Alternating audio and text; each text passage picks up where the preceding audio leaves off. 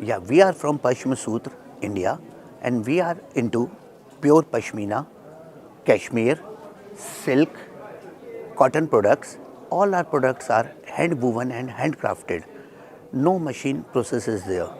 All our processes like dyeing, weaving, embroidery work, kani work, painting work, all are hand done, and it is done by the skilled artisans. And our mostly workers are specially abled peoples and women's workers from the tribal regions, from the upper Himalayan regions, and we pay them well so that this art can alive. And this is the purest form of Pashmina, Kashmir, silk and Kashmir products. This Pashmina, all are GI certified.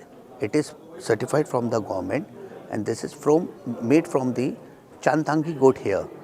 This is Chantangi goat are found in the upper Himalayan range of Leh Ladakh area of India, where the undercoat hair are cut off from the goat, and then it's cleaning, then it's used for the weaving purpose. Then pure Pashmina is made. Thank you for visiting our stall. Thanks very much.